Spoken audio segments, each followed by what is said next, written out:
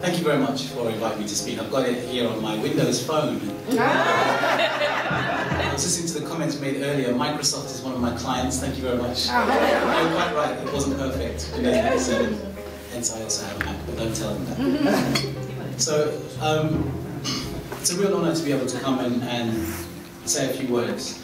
Those of us who've read the book, and I have to say, I have known Shagan and Shay for many years now, and it's a sign of their grace that they still continue to talk to me, having known me this long. You'd have thought they'd know better by now. But they have known. Unfortunately, my wife is working today, so she can't be here. But Tata and myself, and it is without doubt, Shagan and Shay. I'm sure those of us who know, they are an admirable couple. They're a couple. They are admirable is the word that comes to mind. And I used a long word because of my Nigerian heritage, indefatigable. See, because Igbo men, you know, we like to use words that we can't spell. My father used to say to me, don't use a word you can't spell. I said, if that was true, I'd only say it, the, and. So they are indefatigable in their nature and their spirit.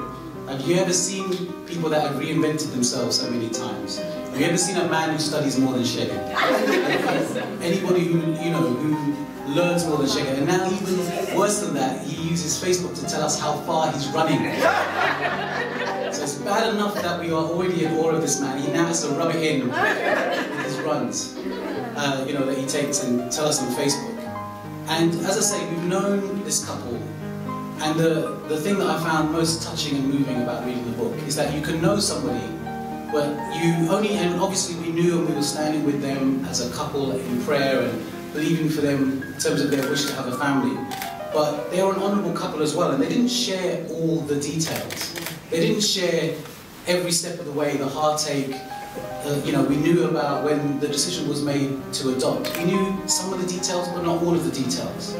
And the most powerful thing for me reading the book was that he lifts the veil. You know, Shagan just lifts back that veil, kind of takes it back and shows that kind of the real frustration, the ups, the downs, the false starts. You know, I had no idea, being somebody who's not experienced it, I had no idea the process that you have to go through.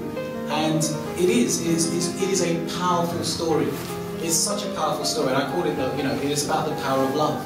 Ultimately, because the other thing that sings through the pages is the love that Shagan has for his children, for Joshua, and that just sings through the pages. It comes through so strongly. And I was remarking, you know, because, you know, you may not win the Pulitzer Prize for this book. That's not what it's about. The narrative structure is interesting. It reminds me of Tarantino.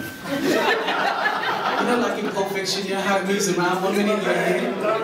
I know, 1 minute you're here, next minute I'm... Because it's like a journal, you know, you kind of go through the story and then wait, I'm back. It's like, wow, I just come back from seeing my brother-in-law and I'm like, okay, when did that happen? When did he do that? And so it's got this kind of, it's quite postmodern, I'm getting into that, it's kind of the narrative structure. I thought, yeah, Tarantino, we can do this, waiting for the film to come out. So, perhaps with less bloodshed, one would hope.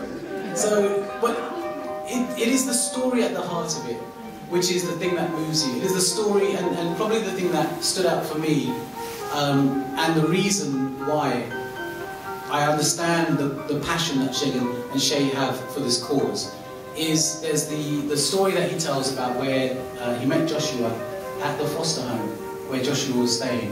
And there was a little mixed race boy, I believe, who was also there.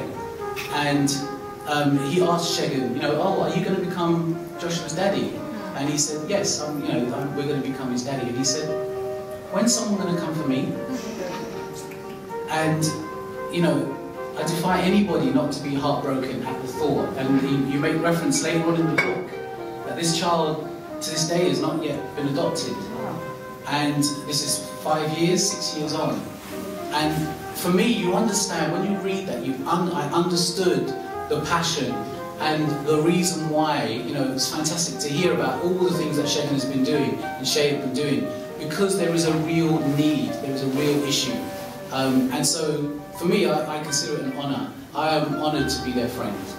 I am honoured to look at the example of their life, to look at this amazing family.